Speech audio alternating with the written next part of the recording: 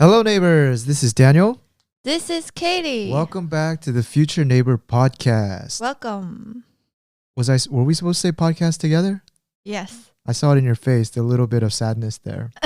Welcome back to the Future Neighbor podcast. Our rhythm is off today. This episode is brought to you by Gochujar, where you can buy Korea's best artisanal food products and try out food products that are not made by the Korean conglomerates. Support the local farmers and try whatever adjective you like to put. What are the buzzwords? Organic, non-GMO, cruelty-free, artisanal. You know, actually the word artisanal, I keep using it, but I don't think it's the proper word. It's not artisanal. It's not? I think it's just artisan. I don't know. Artisan. There is that one grammar lady that follows us on YouTube that always gets so riled up when we use the wrong grammar.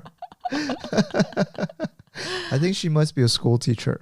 Yeah. She always writes like a paragraph in caps about how we used the comma inside the parentheses or the dot. Whatever. We have to watch out. Yeah. For me, language is fluid. It's an art. For her, it's a science. What can I say? We're different personality types. You will not get along well together. Let's just meet somewhere in the middle. Like, what's that little symbol that has a period and then a comma? Is it an interpunct? Semicolon. Is that a semicolon? What's an interpunct? Oh my gosh, we're so... this episode's going to be good. We're off to a great start. Interpunct. Sorry, I have a computer next to me. Interpunct. What is it? Interpunct is the... sometimes... This is the one I have to copy and paste. It's just a little comma, but it's not sitting at the bottom. It's floating in the middle. Yeah. And you always have to Google it and then copy and paste that if you need to use it. Usually they use it in footer. Do you remember in elementary school, did you have to follow the grammar principles? I remember there was like... remember the citations? There are certain style of citations that you can do. There's like footnotes. Yeah, there's like a certain style. I forget. Oh, like for the little footnotes. What do you call that? See, this is useless. Okay, that might be not useless, but like reference. You know what I was thinking the other day in the shower? Because I always have these random shower thoughts, but like I remember no wonder you're taking shower forever. Anyway, you know when you have to write an essay, they really pound it into you that it starts off with an intro, and then the last sentence of the intro is what was it called, the thesis? And then you had 3 body paragraphs that supports that thesis. Then you had the conclusion paragraph. Yeah. And then like everyone in junior high, they start off with some random quote like Harriet Tubman once said. Or George Washington once said. Mahatma Gandhi once said. Actually, when I see sometimes politicians start like speeches and they always reference and they start off with a quote, it reminds me of like my elementary school days when I was taught to do that. And it like doesn't trigger me, but I always goes, who the hell is writing that speech? It's so played out. Like some time to write like just substance, but I don't know. I'm going too far into my thoughts. The shower bill is running. Water bill is like getting expensive. I got to jump out of the shower now. So what was on our minds? We had so many things we were talking about on the way back from our climbing. Oh, so I'm getting so much better in climbing because I recently bought new shoes. That's right. Yes. It was all it needed. Just new shoes. But you know when climbers say that the reason of buying shoes is that so you no longer blame your shoes for falling off? Yeah. So do you think that's it? Yeah, totally. All this time, I think I wasn't doing well because like my shoes were too like beginner. And it changed your mentality. Yes. Yeah, for people who don't do climbing, the beginner shoes, it's like flat. And then the intermediate shoes have a little bit of a curve in the middle and they have like extra grip on the toe area and then on the heel. So you can throw heel hooks and because I didn't really believe it because my friend was always saying like you gotta change your shoes and then you will be much more committed and then you will have no more excuses to blame blame anyone but you if you don't do well, basically. Yeah, no, And then now I know what it means exactly. yeah, you did some light blue courses today. I was really proud. You finished them. So gear up, guys, and you will be 100% in it. Yeah. The other day I was trying to finish one of the it's just so antagonizing. That's the beauty of climbing. It's just like you're like one hold away from finishing, but to get that one hold, it just requires you to like switch out your left foot to your right foot. But when you're climbing, it's just like your body is like, it's tensed up. So you don't have that luxury of thinking. You know, when you're like finished and you're like, oh, that's all I needed to do. Yeah. Right. Yeah, yeah. But when you're up there, you're like, then your perspective is so limited too. Yeah. You climb with no thought. But anyway, I grabbed it and then my entire pinky, the skin off the top just ripped off, or on the bottom. So a little bit ouched up at the moment, but it's a regular. Our hands are getting really dirty or looking really like ragged. We're getting a lot of those scratches and scrapes and dead cells. Calluses. Callus. Yeah. Just one note, PSA for our audience and people who've been supporting us. I think we're going to switch up our priorities a little bit. So we've been thinking about this for some time, and I think for Future Neighbor, our YouTube channel, we've been uploading around 2 videos per week, but in reality, editing and filming and testing out recipes, that nearly took up, I think, I would say close to 4 days out of the week. Yeah, so that took up such a big chunk, but I think now we're going to scale back to doing 1 video per week. And I think it's partially because I always say the numbers tell you where you need to go. And right now, YouTube is throttling back a lot of food content. I think they've throttled it forward during the COVID when everyone was looking for recipes. Yeah. But I think now food content is throttling back, and I think content in general, like I can see the struggle in a lot of the channels that I'm personally subscribed to. Like I could see them panicking because they're now uploading video like every other day because they see their YouTube revenue coming down. But the way that I see it is that even if we produced or tried so hard to come up with the best creative content, at a macro, there's like a macro wind of throttling back, and it's not going to change the numbers. So it was kind of a good relief. I think we've done close to 400 cooking videos on Korean recipes. That's a lot. We've been doing consistently 2 videos per week for the past 4 years. Yeah. Like I still enjoy like testing recipes, and it's really fun during the week. So doing one time, and then I want to get this Future Neighbor podcast more consistently. Yeah. So for a lot of people who've been emailing us and they've been telling us like, hey, get more consistent. The macro wind has pushed us. Now we're going to make this more consistent. Editing this podcast, I mean, sometimes we do a few, or sometimes we say some ridiculous things and we have to chop that out. Maybe we will release the behind this cut. Maybe we'll just do it raw. Who knows? Yeah, and get canceled in 2 weeks. No, I'm just kidding. But and then with the rest of the time, I think right now there's so many things going on that are like revolutionary in the areas that I am like really interested in.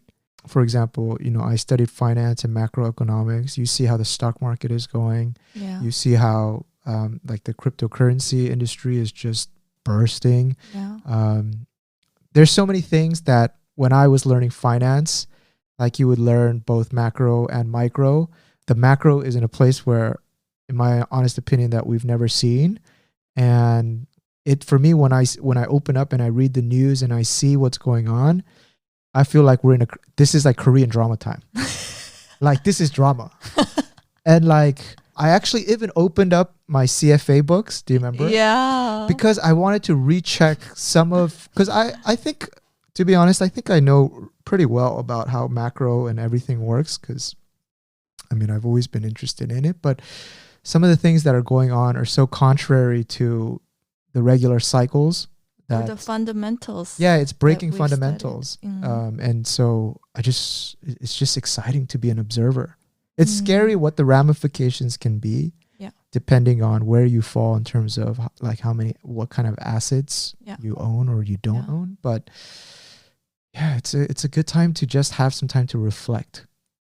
And that's what I want to have some time. Yeah. Because if you're doing 2 videos per week, plus maintaining our future dish, I didn't even talk about that, plus doing this. And also Gochujar. Oh, I forgot about Gochujar too. Yeah. Yeah. The sponsor of our video. Ah, that's right.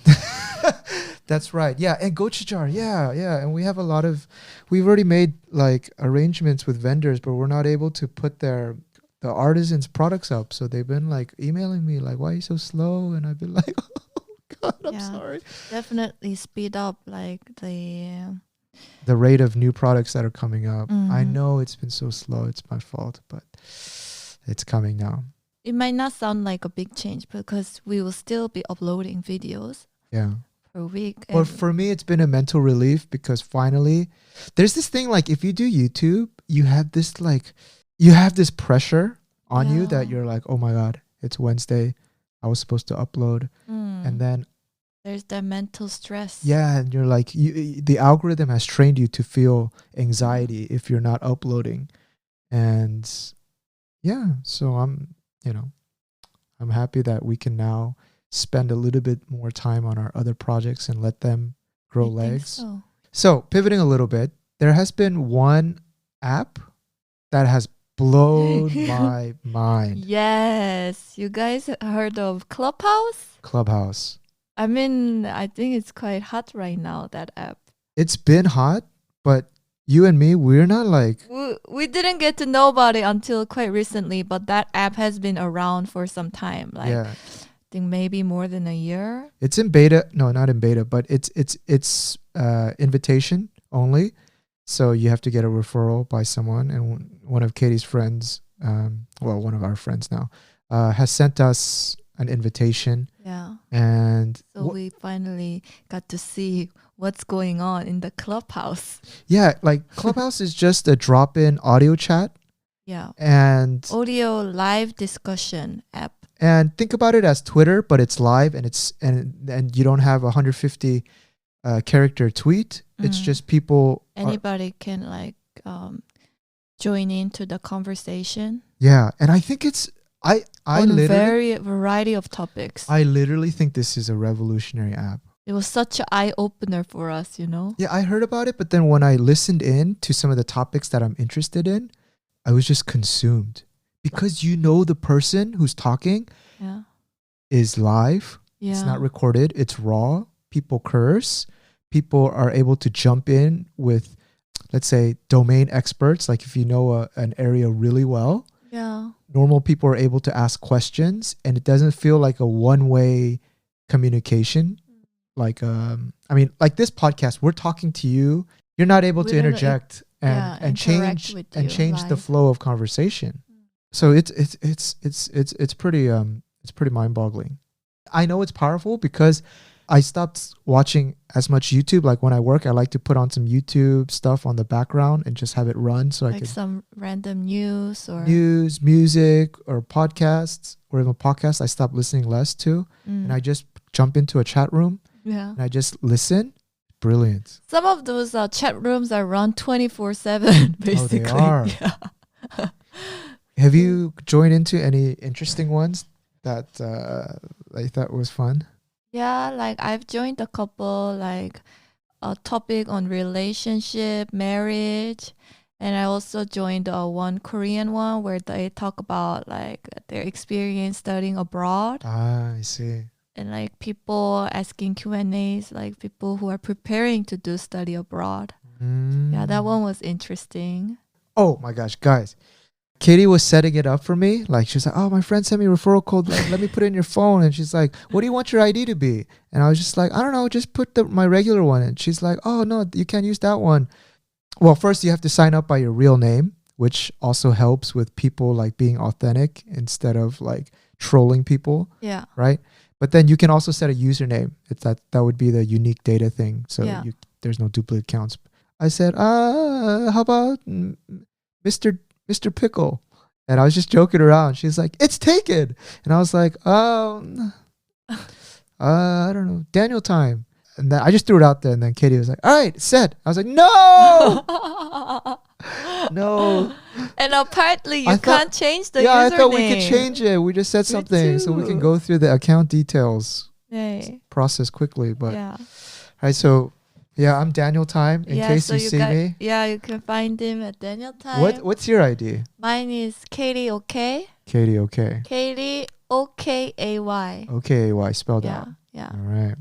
And and this app has kind of got us thinking, how can we use this app to interact better with our Our audience. with our viewers and Yeah. people interested in cooking, Korean cooking. No, I don't want to do it around cooking. Yeah, I don't know. Maybe cooking, but I want to do it around something that people are more General. have a visceral reaction and is more interesting. Like food is like, okay, I need troubleshooting, Yeah. right? But that's not something 100 people want to listen to, Yeah. right? It's more, I would rather in our podcast, we've been talking about the experience of growing up in a different country. We've been talking about coming of age. We've been talking about this generation gap between us and our Korean parents, and somewhere along where there's sources of pain or sources of very diverse opinions. Yeah. That's somewhere I really want to probe. But what do you think, We're Katie? still thinking. Where if you guys have any good topics, I would love to facilitate a discussion and jump in there, because I have That'll be really fun. I have a lot of areas that I would love to kind of debate, spar, or also listen in on. Or just maybe it could be just variety of topics, like maybe personal finance, how we manage our finance and grow our wealth. That could be one area. Growing up Korean. When I was young, I always thought all the problems that I had were unique to me and my family, especially being Korean.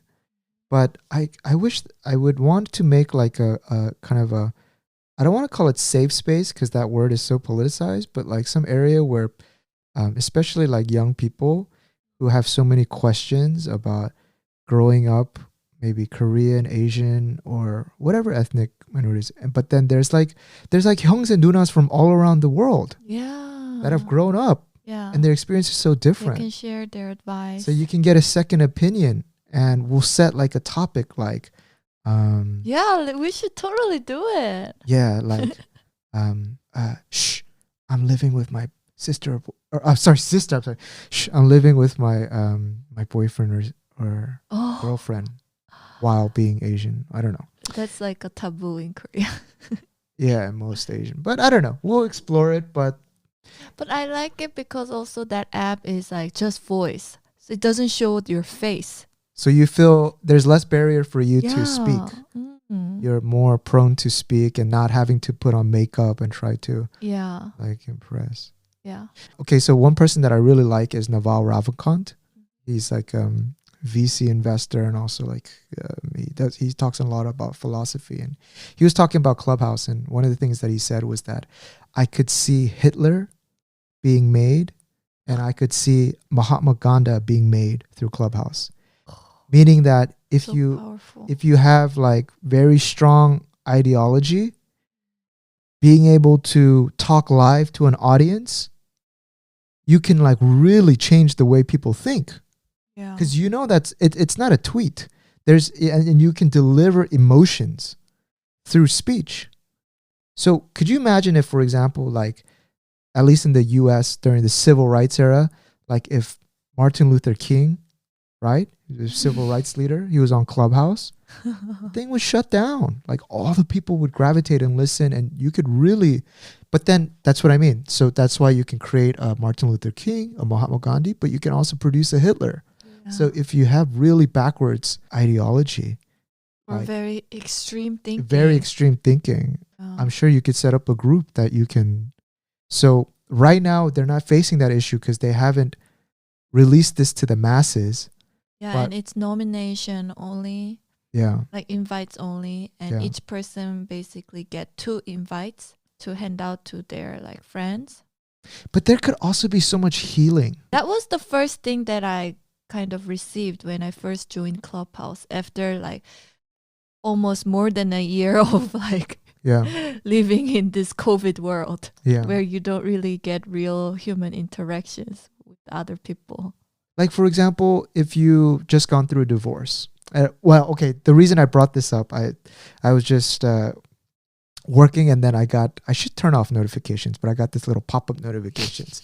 It said single married men. And it was like a room dedicated to, I think, people who have recently either been divorced or broken up. So now they're single. Yeah. And always fun. And it was just a bunch of men talking about like, about women, and there was also women in there, and their approach towards relationship, what happened, what cheated, and just everyone was listening, and it was very like therapeutic for the people speaking. One person was actually cheating on his wife, but he didn't tell her. But then people were, some of the girls were like, "Oh, hell no, you haven't told your wife yet? That's bullshit. That's cowardly." And then I could hear him being like, "No, but this was 10 years ago, and my life is good now, and she's doing well." But then I could hear his thought, like rethinking. Yeah, I think this app, it must be such a relief for especially, people who are in lockdown. Definitely. I think it came at such a perfect time too. Definitely. In that group of the single married men, like they were talking about cheating or staying faithful, monogamy in a relationship. Mm-hmm. The conversation was centered around like I think like 4 black women were just talking, and then the black guys were also just saying it from their perspective that in our community, and then all of a sudden I could tell by his voice, this pretty young, I think it was like college, like Caucasian guy, was like, "Hey guys, listen, I've been listening along." I think marriage is something of the past. I mean, you guys are tripping out for nothing. And then everyone's like, "What? Who's this?" And then he's like, "Have you guys considered doing an open relationship? Oh man, it's wonderful. I mean, seriously, like monogamy, that's so outdated. Like for me, my girlfriend, she'll bring over a new guy, sometimes like twice a month, and that's fine. And sometimes I'll bring over a girl, and she'll be on the sofa, and then she'll be like, 'Hey, you two.' And then, we go into the bedroom, we do our thing, and life is just more adventurous that way." And then these are people who have lived life, and here's a guy who's like, like just kind of way out there, left field. And the group's reaction, it was just priceless. The girls were like, "Oh, hell no. Like, what did he just say?" And the guys were like, "Yo, my man, tell me more." And it was just like, the diversity of thought. When everyone's on the same train of thought, and then someone just knocks the train off the rail somewhere else. Yeah. And it just brings humor into conversation and just lets you refresh that there are people there's just such a diversity of how people think. Yeah. Oh man, I haven't laughed that authentically in a while. I was just, Yeah, that's why what you've been up to lately, giggling secretly in your room. Yeah. I gotta jump out of those. Easily spend like one hour and a half in those, just listening to that. Yeah, it's really fun. I feel like we've done a promotion for Clubhouse. I'm not even getting paid for that. Screw Clubhouse. Yeah, but I feel like it's the medium to be right now. Yeah, it's happening.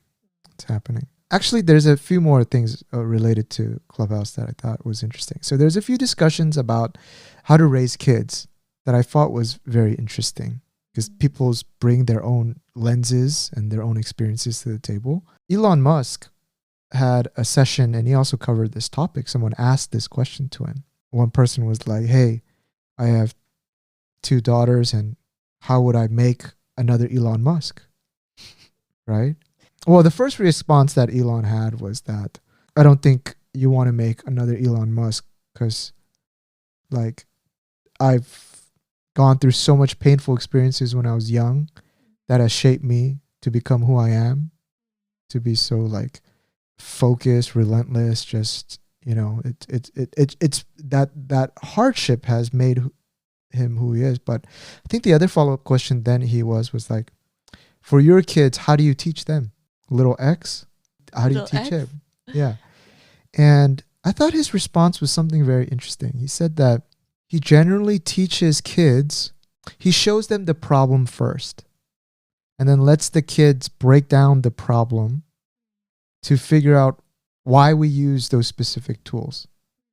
And it gave an example of like, if you're to fix a car, like show the kids the engine Yeah. and how it runs and what's running. And if it breaks, you'll see that, oh, you'll need a wrench to pry these bolts, instead of how a lot of classrooms will teach, modern schoolrooms will teach, which is, kids, here's a wrench. This is what it's used for. Memorize it. Because then you have no context. And just no application of the knowledge too. Yeah. And then I was thinking to myself, I was like, you know what? When I was studying finance in university, I never had these crazy super cycles that we're in now, and there was no relevance. Like right now, the US is printing mind-boggling amount of money. So inflation is happening. And I never had context for it. So like, you know, when we learn about like, you know, the basics of like supply and demand. Interest rate, inflation implications.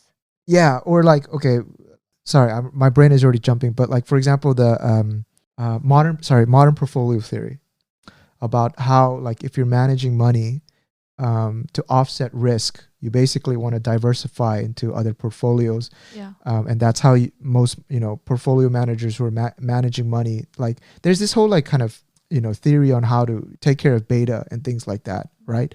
But when I learned it in university, it's like I'm just memorizing. Yeah, I'm like bringing on what I learned from high school, right?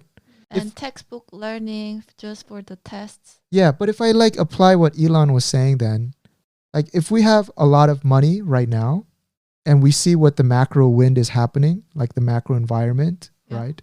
How do we offset risk?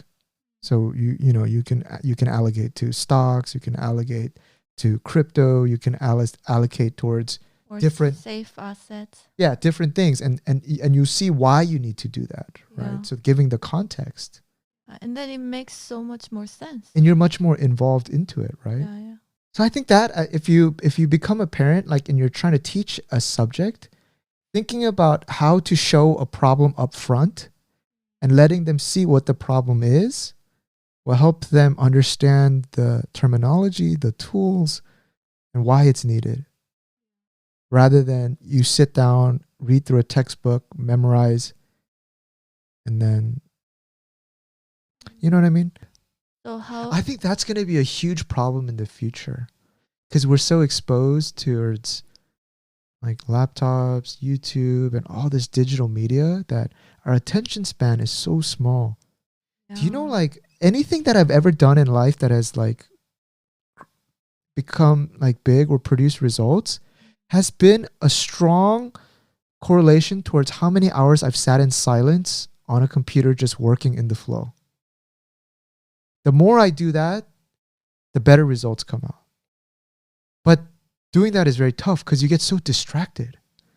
The mental flow is so hard to just stay in. It wasn't as hard when I was in high school, I remember. But there was not that many distractions. Well, actually, maybe there was. I mean, there was games, and I was listening to like CD players, and But it's a lot more now. there's so many, right? Yeah. And the level of entertainment, it's so much higher, right? So much better quality. Like, oh, now that I think about it, my dad also, we never had cable in our house, and I always thought my dad was so cheap. My family was so cheap, but he always said it was done on purpose. I was always jealous when my friends during like when wrestling, WWF. Yeah. You remember, you see The Rock on TV, Katie? Yeah. That guy is from wrestling, right? During his heyday. And all the kids at school would be like, oh, did you see The Rock beat Stone Cold Steve Austin and he did the rock bottom, gave him the people's elbow. And I would just remember being like, oh, God, I wish I saw that moment. And I would ask my friend, what happened, man? What happened? And he would like describe it to me. And then I'd go to my friends. I'd be like, oh, did you see what happened last night? They did the rock bottom. You know? Yeah. And I still remember like, there was one TV show that my dad actually really liked. This was when American Idol first came. Ooh. And like crowd-based talent picking on national TV. Oh. That like, you know, with Simon Cowell. Yeah. Oh, such a long time ago. My dad loved that show. And so we had like two like analog antennas. I think it was on Fox, so it would have been on channel 11 in California. So my dad would be like, hey, 아빠가 좋아하는 테레비니까 거기 가서 서서 좀 고정 좀 해봐. Yeah. Hey, go over there and fix the antennas for me. So I'd be like this, and I move it one way, and then the color would come in. And then there'd be the squiggly lines. Yeah.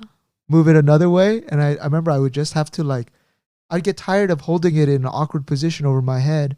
So then I'd bring the duct tape, and then I would like tie it to the wall, tape it to the wall, and yeah, or you would smack the side of the TV, Yeah. and it would work. But it's also similar for computers. Like, when did you start having computer in your house? So I remember playing a few video games. Yeah, because in my house, I think I first had my first computer, not my first computer, it's a family computer. Yeah.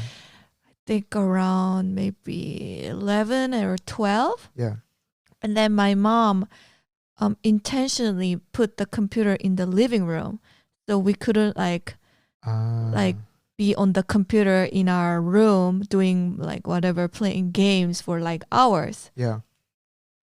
And then that kind of like in some ways helped me and my brother stay away from doing so many video games or computer games. Yeah. So yeah, even to this day, I didn't really play games growing up, and I don't really have any interest in games because it's not something I have been growing up doing. Yeah. But like similar to you, when I visited my friend's house, or when I listened from my friends, it seemed like they had much more access to like computer games. Right. And then yeah, so it's like very different experience. But I have mixed feelings about this because, you know, now my day job is basically coding. Yeah. And like basically spending time, you know, in front of a computer. I wonder like whether if I had like, I don't know, not access, but like my mom was much more like lenient about me doing computers from early on. Yeah. Maybe I might have got into coding much more early on. You would have been the Korean Bill Gates. Yeah, exactly.